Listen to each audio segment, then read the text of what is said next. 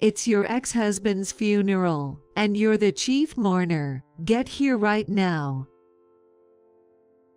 Right. Everyone's waiting. Receiving a call from an unregistered number, I answered with suspicion, only to hear my ex-mail start with something outrageous. My ex Phil was next to my ex Mill, and I braced myself for something. What's going on all of a sudden? Well, it's because John has died. You owe him, don't you? It's only natural for you to be the chief mourner.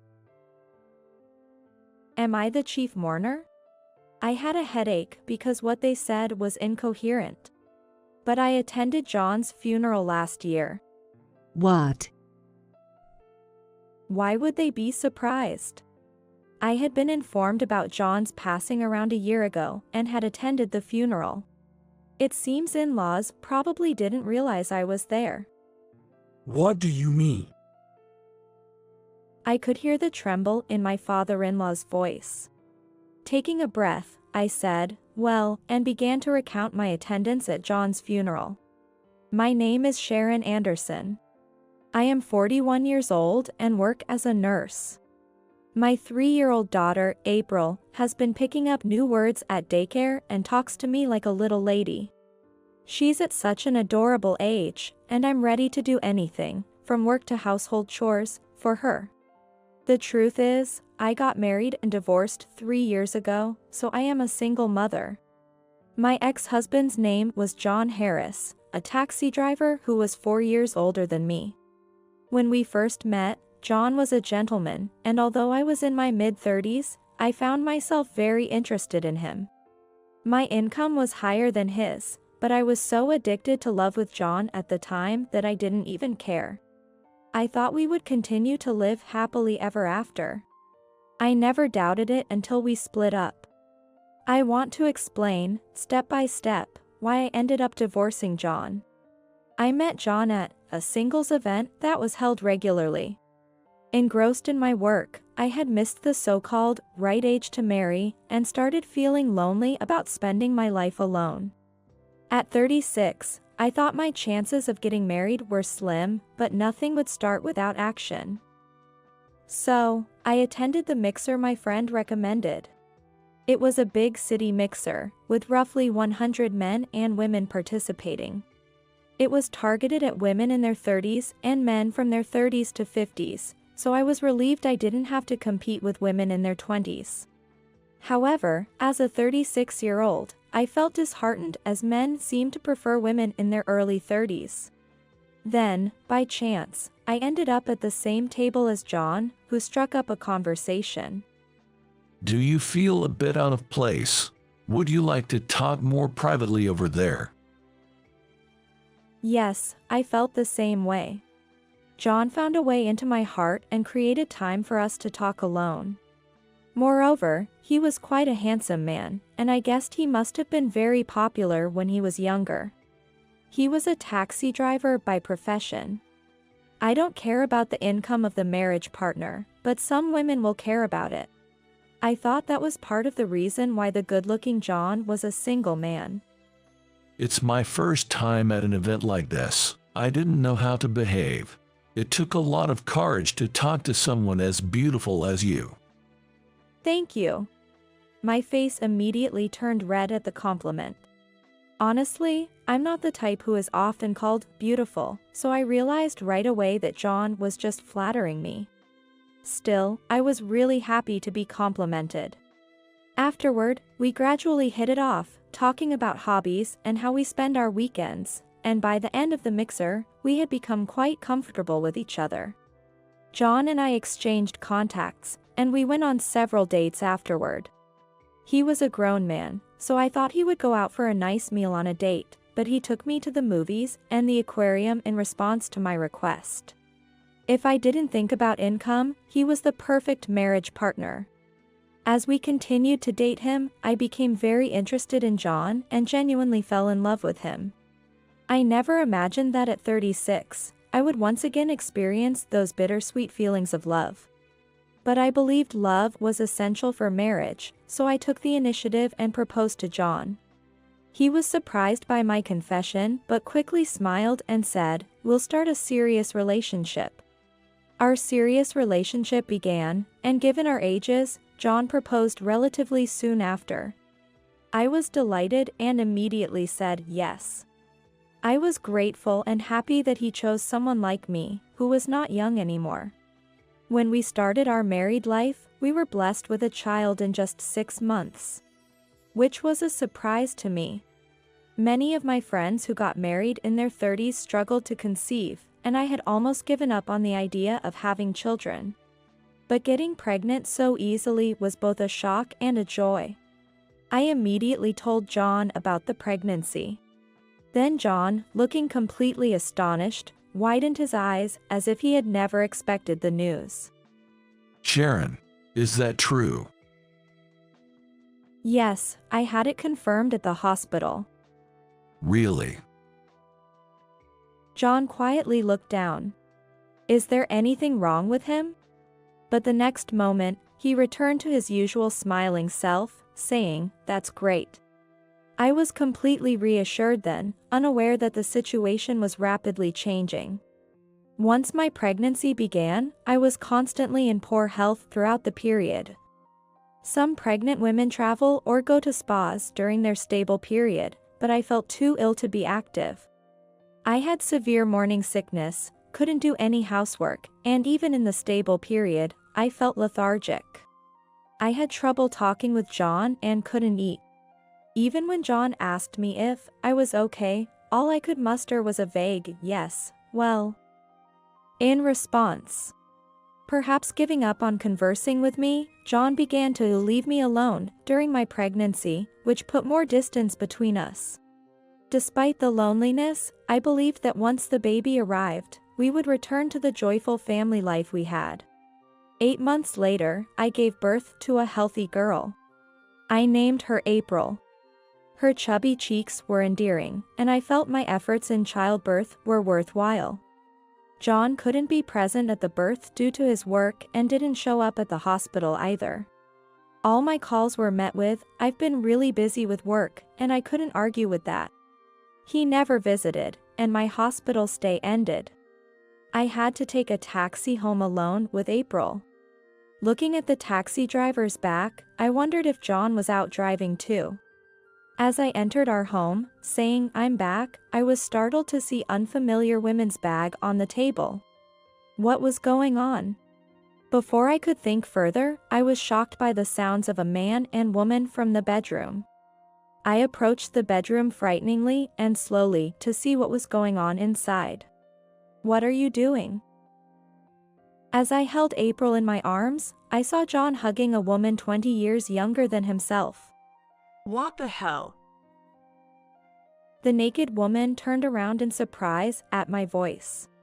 John also looked at me with a surprise. Sharon, you got discharged today. I didn't know. John tried to act normal, but it was too ridiculous. "I told you yesterday." Oh, I forgot. Sorry. I'm this kind of guy, so we're breaking up. Perhaps feeling it was tiresome to be blamed, and since his affair was already exposed, John hastily initiated the breakup, which made me feel nauseous. Why, just after the birth of our child? I had no time to fall apart, questioning the situation. As it is, please break up with him immediately. The woman, showing no sign of discomfort in front of the wife of her affair partner, coldly suggested the separation. I was too shocked to respond. Finding out that John had already prepared the divorce papers added to the hurt and anger. He had planned to divorce me from the start. He was having an affair and enjoying himself, neglecting his wife who was suffering from poor health due to the pregnancy. When I imagined that he was cheating on me during my delivery, my spine went cold. It's your fault. I married you at 36 because I didn't want kids, and yet you got pregnant so easily. John cursed me in a tone I had never heard before. I cried as I signed the divorce papers. My baby, April, started crying, and I was flustered. John coldly remarked, baby is really noisy, sending a chilling look.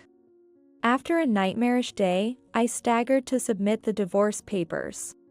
The situation unfolded so tumultuously that I couldn't keep up. I informed my parents and stayed with them for a while, as they were furious. My parents were ready to confront John with great fury, but I refused to allow it. Punishing him wouldn't heal my wounds and could lead to more resentment. If John resents me, it would only hurt me more. When I appealed to my parents, they reluctantly backed off. After that, with my parents' help, I raised my daughter April and was able to return to work once things settled down. As April was about to turn 2, and I was recovering from the divorce, balancing work and motherhood, an unexpected event occurred. The incident occurred on a Sunday afternoon. My parents, suggesting take some time to relax alone, had taken April out with them, leaving me to enjoy some peaceful time watching TV at my parents' home. The intercom rang, and I thought it was delivery, so I opened the front door. "Oh, it's you." I was speechless upon seeing the person standing there, someone I recognized. She was a young woman in her mid-20s, tall and slender with an attractive figure. She had flashy nails and makeup. Yet, she was strikingly beautiful, the kind to turn heads when passing by. I recognized her as the woman from John's bedroom. But why was she at my parents' house now? My mind was full of question marks and I was speechless. Hello, it's been a while. I'm Hilda Harris. To cut to the chase, my husband, John, passed away recently. There is a funeral tomorrow, and you need to attend. Otherwise, your daughter's life will be at risk. A woman named Hilda gave me a glaring look when she spoke plainly. Her eyes were like those of an enemy, and I felt fear towards this much younger woman. Above all, the threat that your daughter's life is at risk sent a chill down my spine. Is it true that John has died? Yes, it was a sudden accident. He died instantly. Hilda's emotionless response to her husband's death made me wonder if she lacked any human empathy. Well, why should I attend his funeral? You and John betrayed me. I don't want to speak ill of the deceased, but I don't think I have any obligation to attend his funeral. Even though I was terrified, I firmly stated this to Hilda. Then, Hilda's previously stoic face suddenly twisted grotesquely, taking on a terrifying expression. Reflexively, I let out a scream. What a mess. If you don't come to the funeral, your daughter's life is at risk. Don't make me say it over and over. I shrunk to her low voice as if she were crawling on the bottom of the earth. Her drastic change and the words, "your daughter's life," took on a chilling reality. I realized that if I didn't comply, April could indeed be in danger. Especially since this woman knew where my parents lived and could easily target my young daughter. To protect April, I inquired about the location of John's funeral. Please bring some cash for the funeral. Hilda repeatedly emphasized bringing funeral expenses, and once her message was delivered, she left my home. I was paralyzed with fear for a while, slumped in the entranceway. Later, my parents and April returned. Seeing me in a daze at the entrance, my mother asked what happened. I only told them that Hilda had come to our house to inform us of John's death. I did not mention being threatened using April as leverage or being told to attend the funeral. The following night, after work, I went to John's funeral. I told my parents I was going out to dine with a friend from my student days, left April with them, and left home in casual clothes, changing into funeral attire at the venue. When I registered at the reception, Hilda looked at me expressionlessly. I just gave a slight bow and proceeded to attend the funeral. Seeing my in-laws for the first time in a while, they looked much thinner than when John and I had divorced. I had limited interactions with them, only during marriage introductions and Christmas holidays gatherings. Both were quite talkative, and John had preferred not to have me meet them often, probably to avoid any complications. At the end of the funeral, I greeted in front of my ex-in-laws. Still, they seem to have forgotten me, showing no particular reaction to their former deal attending their son's funeral, merely returning the greeting as they did with everyone else. It appeared they truly did not recognize me. Feeling no need to assert my presence, I quickly returned home once the funeral was over. A year after John's funeral, April turned 3. It marked 3 years since I had separated from John. I started living alone with April after John's funeral. I felt it was unfair to burden my parents further, and I was also afraid that Hilda might unexpectedly show up at my parents' house again. Since starting to live alone with April, our life had been peaceful, but one day, an unknown number called my smartphone. It was after picking up April on my way home from work as usual. April was sleeping in her room while I was preparing dinner. I didn't know the phone number, so I hesitated whether to answer, but I pressed the call button and pressed the smartphone to my ear. "Hello?" I spoke softly, gauging the caller's intent. Then, from the other end of the phone, I heard the caller's harsh concern, which struck me as odd. It's your ex-husband's funeral, and you're the chief mourner. Get here right now. Yes, come on. Everyone's waiting. The callers were John's parents, and my ex Mill started with an outrageous demand. My ex Phil was next to my ex Mill, and I braced myself for something. What's going on all of a sudden? Because John has died, you were involved with him. You should naturally be the chief mourner. Oh, and make sure you bring some cash for the funeral. Am I the chief mourner? I had a headache because what they said was incoherent. But I attended John's funeral last year. As I responded with disbelief, my in-laws exclaimed incredulously, "What? What could be so surprising?" I had received notification about John's death about a year ago and even attended his funeral. Probably, my in-laws hadn't realized I was there. What do you mean? I could hear the trembling in my ex-father-in-law's voice. Taking a breath, I said, "Well," and began to recount my attendance at John's funeral. A year ago, Hilda suddenly showed up at my parents' house and told me to attend John's funeral, threatening my daughter's life if I didn't comply. She also insisted on bringing some cash for the funeral, just like you are now. I calmly narrated the events of the past year to them. On the other end of the line, I heard 2 people gasp. What are you talking about? That woman did what? Can we meet you in person right now? Excuse me? The in-laws asked me, their voices tinged with desperation. Right now? Well, April is sleeping at home, so if it's at my house, that would be okay. I didn't want to get involved, but considering the unpredictable behavior of my in-laws and Hilda, I reluctantly agreed. All right, I'll come now. Please give me your address. After telling my in-laws my home address, they arrived in about 30 minutes. I'm sorry to disturb you so suddenly. My ex-in-laws entered the room without hesitation. I was so taken aback by their behavior that I forgot to serve them tea. We want to know everything. What did Hilda tell you? It seemed my ex-in-laws had a harsh view of Hilda. Every time her name was mentioned, their faces contorted with disdain. As I said earlier, I was threatened by Hilda and attended John's funeral. I even greeted you, but you didn't notice me. What a thing to say.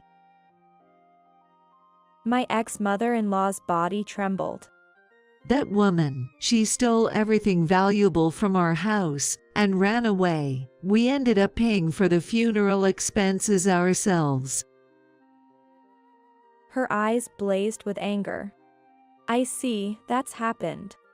Hilda also took away all of my ex-husband's savings, which should have been used for funeral expenses. So my troubled ex-in-laws were trying to get money from me by making up John's funeral, which was supposed to have already finished. If I brought the cash to John's funeral, they planned to take it and run. From what I heard, they were really terrible, but my ex-in-laws kept talking as if they were the victims. Hilda claimed she married John because he deceived her into believing he was the CEO. She lashed out at us. But the truth is, she's a big spender and has accumulated a lot of debt. We ended up being her debt guarantors, and now it looks like we'll have to pay off her debts. She's truly despicable. They expressed their frustration with twisted faces. My ex-mother-in-law claimed she had always opposed the remarriage to Hilda and even suggested that Hilda might have orchestrated John's death for insurance money. My ex-in-laws had a pretty bad reputation for Hilda. As an outsider, I felt like covering my ears for their terrible words. I was also worried that April might wake up due to their loud voices. Ultimately, despite their outrage at Hilda, they still tried to deceive me with a fake funeral story to ask for money. They never apologized when John cheated and we divorced. They were filled with anger at Hilda, ignoring what they had done. I was on the verge of exploding with the anger welling up inside me. Just then, my phone rang. Another call? Noting the frequency of calls today, I glanced at the screen to see yet another unknown number. Maybe it's just a sales call. Suggested by my ex-mother-in-law, but feeling uneasy, I softly touched the call button and turned on the speaker. Hello? As I spoke softly, a loud, heavy-breathing voice came from the other end of the phone immediately. Hey, you've moved, haven't you? Where are you now? What? Hilda was the caller. This made both my ex-in-laws and me exchange looks. I wondered how Hilda knew my phone number, but then, seeing the guilty expressions on my in-laws' faces, I realized. They must have given Hilda my phone number, probably telling her to call me and demand money to repay their debts. What kind of nerve they had, this in-laws and Hilda, who calls her husband's ex-wife with nonchalance. You should have informed me about the move. I realized I never got a wedding gift from you. Send me cash $1,000 immediately. As expected, when Hilda demanded money, I let out a heavy sigh. A wedding gift? $1,000 in cash? It was absurd to talk about a wedding gift now, especially after my ex-husband had passed away. She took my husband and I got divorced, but I'm not a tolerant person to give a wedding gift to someone like her. I felt ridiculed and filled with anger. Suppressing the urge to smash my phone and careful not to wake April, I calmly told Hilda, I don't have a penny to give you. I know about the huge debt you have and that you stole valuable items from John's parents. What? Why would you say that? Hilda seemed shocked, and her agitation was clearly conveyed over the phone. I heard it from John's parents, who are right here next to me. They're the ones who gave you my number. They came asking me for money, just like you. Really, all of you are the worst. I lashed out at everyone present, including my ex-in-laws. Not only Hilda but also my ex-in-laws showed their outrage, exclaiming, "What? This wouldn't have happened if she hadn't taken our money." That's right, Sharon. This happened because you were cheated on. Excuse me. Wait a minute. I'm the victim here, okay? John lied to me, saying he was the CEO, and I fell for his marriage fraud. You're the ones who raised your son to be a fraud. Through the phone, war broke out. As I listened to each person's selfish assertions, my headache worsened. It's absurd that John's parents are brazenly causing a commotion in my house, and even more outrageous is the fact that I, the primary victim, am the one being blamed by them. I took a deep breath as they started fighting, feeling my head hurt. Let me say something. First, to John's father and mother, I am the person who was hurt by John. Isn't it wrong to ask such a person for money? I haven't even heard an apology from you. We don't care about that. John is the one who did wrong. Even in this situation, the ex-in-laws did not admit guilt. Their stubborn denial pushed me over the edge. Oh, is that so? Then I won't hold back. I'm going to report you to the police for attempting to defraud me with a fake funeral. What? At this, my ex-in-laws seemed shocked, visibly shrinking at the mention of police. Please, not the police. Hilda heard my ex-mother-in-law begging for her life on the other end of the phone, and she let out an indecent laugh. But I said to Hilda, "What are you laughing at?" "Of course, I'm planning to report you to the police as well." No way. Hilda's voice, filled with genuine surprise, resonated loudly from the other end of the phone. Why should I have to deal with the police? I told you I'm the victim. I've been poor and struggling with money. When I met John through a dating app, he was all sweet talk, saying, "I'm the CEO, I can make your life easier." I didn't even know John was married. I was shocked to learn about you, his wife, and I even had to pay alimony. I was the one deceived. I'm the victim. Please don't sue me. Hilda kept insisting she was the victim. Listening to her, I wondered why John was surrounded by such terrible people, making my head ache even more. Firstly, Hilda claims she didn't know John was married to me, but that's absolutely a lie. I caught her and John together on the day I returned home from giving birth to April, and when their affair was exposed, Hilda nonchalantly asked for a quick divorce. If she truly hadn't known about John being married, she would have been confused at that moment. It wouldn't be surprising if she were cursing John. But in reality, Hilda seemed prepared, as if she had already factored in my existence as John's wife and had a response plan. So, the idea that Hilda was deceived into dating John is implausible. She might have believed his claim of being the CEO, but even that was likely driven by her greed, making her responsible for her actions. I couldn't accept her telling me she was the victim. Worried that the commotion would wake April, I finally decided to put an end to it all with a decisive statement.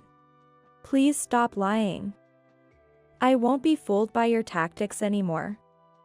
I will hang up now and call the police, so be prepared. And to you all, please never appear before me again. Goodbye. I first hung up the phone and then expelled the in-laws from my home. They pleaded until the end, saying, "Please, not a report," but I ignored them and immediately dialed 911. After a while, the police arrived, and I explained the entire situation to them. My ex-in-laws, for attempted fraud, and Hilda, suspected of fraud and theft, are likely to be arrested. Mom, what happened? April emerged from her room and asked me, noticing my sweaty state. Nothing, honey. How about we move again? Are we moving out? Yes. I found a lovely new house for us. Yay. Realizing that staying in the current home might lead to unexpected visits from my ex-in-laws and Hilda, I decided to move. I'm also planning to change my cell phone number. This should ensure that I never have to deal with my ex-in-laws and Hilda again. After completing the moving process, I settled into a new apartment near my workplace and learned new facts about ex-in-laws and Hilda. Although my ex-in-laws failed to defraud me, it appears they successfully swindled money from relatives and coworkers. Believing that those close to them would willingly give money, their deceitful methods filled me with disgust. Those who gave money initially might have done so out of goodwill, but they became suspicious due to the frequent requests for more funds. I was horrified to discover that my ex-in-laws were habitual fraudsters. Moving away to avoid further victimization seems to have been the right decision. Hilda's claim that her parents were in poverty was a lie. She had amassed debt from purchasing luxury brand items. To repay her debts, she worked night jobs, reportedly feigning affection to her clients to have them lavish her with expensive gifts and accessories. It might not have been problematic if her clients were voluntarily lavish with gifts, but one of them realized he was being scammed in a romance fraud and reported it to the police. Hilda's numerous crimes have been uncovered, making her crimes even more serious. I don't want to be related to people like my ex-in-laws and Hilda who try to scam people for money. I hope they reflect on their actions and atone for their crimes while under police custody. Since moving, I've been able to live peacefully. There have been no calls from my ex-in-laws or Hilda, and April and I are enjoying our days together. April has recently found a boy she likes at preschool, and she tells me about him in a lisping tone of voice. Listening to her innocent feelings brightens my mood as well. I hope these peaceful days will last, praying daily as I head to work again today.